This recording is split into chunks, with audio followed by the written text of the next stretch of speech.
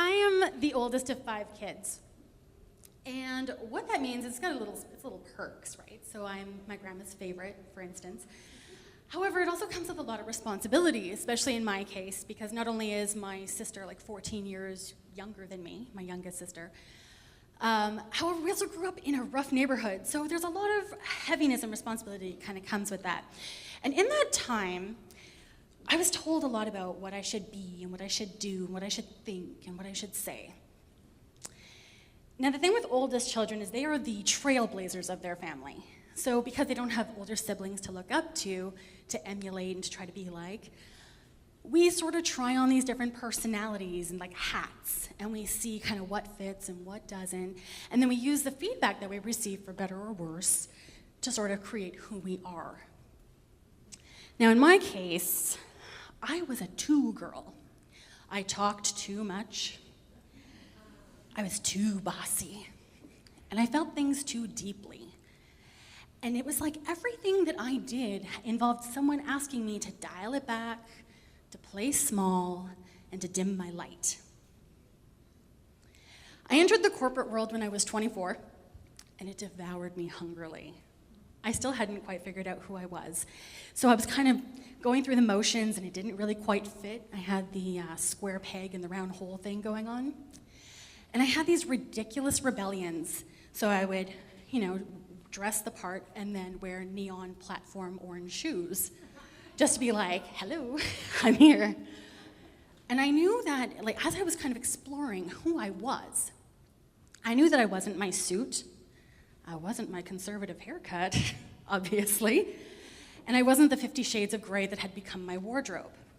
So things like those shoes and other silly little things, they were these ways of expressing that, even though my body was going through the motions, that me, the creative and the rebel and the artist, I was still in here. And in 2009, when the recession hit, I got set loose into the world, and it was fantastic. I found my way into alternative health, and I worked with this incredible brainwave balancing software, and it was helping people transform their lives. So this work was a lot more aligned with my values, but I still hadn't learned things like self-care and healthy boundaries. So I worked a lot of long hours, and I was a little bit too invested in my clients. And on the week of my wedding, I had a client who had been struggling with addiction, and she relapsed, and she overdosed on heroin. And she was close to my age, and I was really invested in her progress and in her family because her mom was also my client. And it broke me. There's not really any kind of nice way to cushion it. It brought all those stories from the past of being too sensitive and not good enough, and it all came to the surface. And what then kind of unrolled was a year of debilitating anxiety. I had to leave my job. I spent my honeymoon in a fetal position in this gorgeous hotel in this beautiful resort, and I couldn't even enjoy any of it. Broken, just a shell of my former self. So what happens in that place? When you aren't even the person that you used to be, when you have to reevaluate everything, that's exactly what happens. You start to take stock. You look at what you want to invest your energy in, and you have to learn to start setting those boundaries. Otherwise, just the tiniest hint of anxiety makes you think you're going right back to that dark place.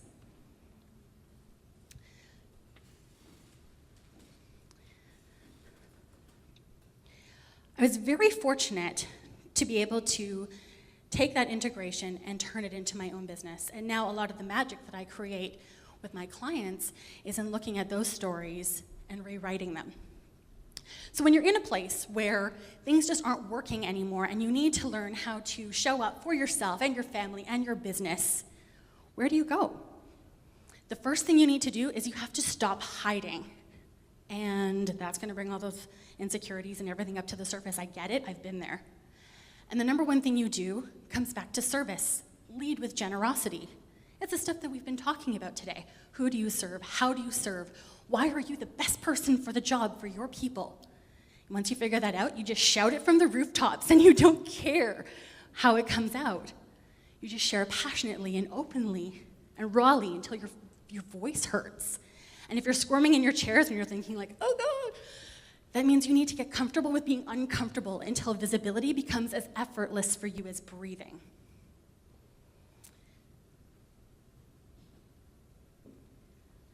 Okay, so you're gonna stop hiding, and then the next part is you're gonna go back to those stories. And you're gonna take the ones, not just the ones that, that people have told you, you're gonna look at the stories that you've told yourself. And you're gonna keep the helpful parts, use those and move forward with them, but you're gonna rewrite all the rest, because it doesn't matter. So in my case, I talk too much. And it's because I'm very, very passionate, and I have big ideas, but you know what? I'm also a clear communicator. I'm on this stage in front of you today, and that all comes from that place. So talking too much is not a negative. It's being able to view it as a strength, and it's very empowering. And you know what? I am too bossy. I'm a little bit type A, but guess what? I get shit done, and I do it well. And that's okay. I do it with kindness and an open heart, and that's totally fine. And I am too sensitive. I feel things really deeply, but you know what?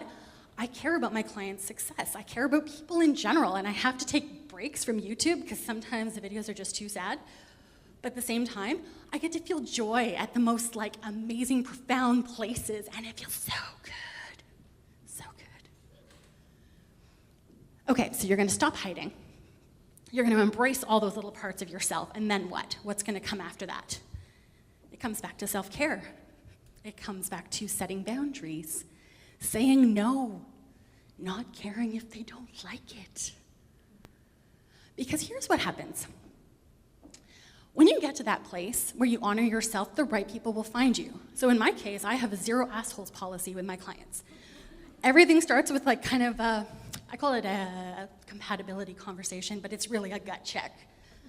And if I'm not feeling super lit up, I don't take a project, because it's not just a bummer for me, it's unfair for them.